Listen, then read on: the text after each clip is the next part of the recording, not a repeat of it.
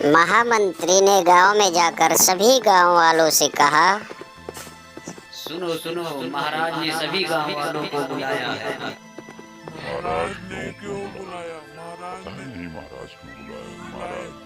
महाराज ने क्यों बुलाया?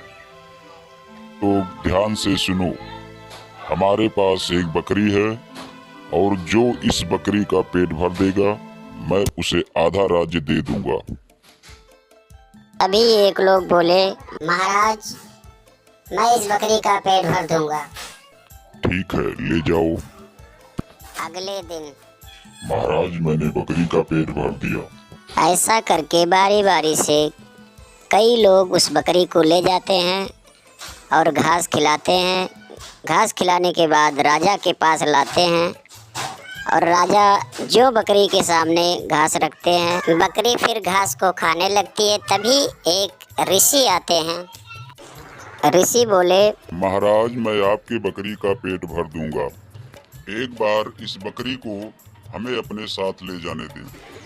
तब ऋषि बकरी को अपने साथ अपनी कुटिया पर लेकर जाते हैं और बकरी को बांधकर उसके आगे हरी घास रख देते हैं। जो बकरी हरी घास खाना चाहती है, ऋषि एक डंडे से उसके मुख पर मारते हैं। बकरी मुख को हटा लेती है। फिर जैसे घास खाने चलती है, फिर ऋषि डंडे से उसके मुख पर मारते हैं। ऐसे सारा दिन करके बकरी के मुख पर बार बार मारकर बकरी को परेशान कर देते हैं। और दूसरे दिन ऋषि महाराज बकरी को अपने साथ लेकर धीरे धीरे राजा के दरबार की तरफ चले जाते हैं। दरबार में पहुंचकर राजा से ऋषि बोलते हैं, महाराज मैं आपकी बकरी का पेट भर दिया हूँ। महाराज अब आप इस बकरी के सामने चारा रखकर चेक कर सकते हैं। अब ये बकरी घास को नहीं खाएगी। मंत्री हरी घास लेकर आओ। तब मंत्री हरी घास को लेकर आता है और बकरी के सामने रख देता है।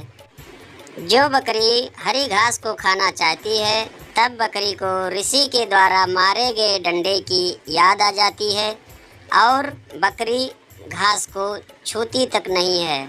तब राजा ऋषि महाराज पर खुश हो जाते हैं और ऋषि से बोलते हैं, ये तुमने कैसे किया? साधु महाराज बताते हैं, मैं उसके सामने चारा रखकर दिन भर उसके मुख पर मारता रहा।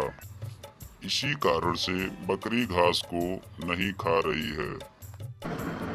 जाओ मैं तुम्हें आधा राज्य दिया। महाराज मुझे राज्य नहीं चाहिए। मैं ये शिक्षा दे रहा हूँ कि कोशिश करने वालों की कभी हार नहीं होती है। हेलो दोस्तों, ऐसे नए नए वीडियो देखने के लिए हमारे चैनल को सब्सक्राइब करें।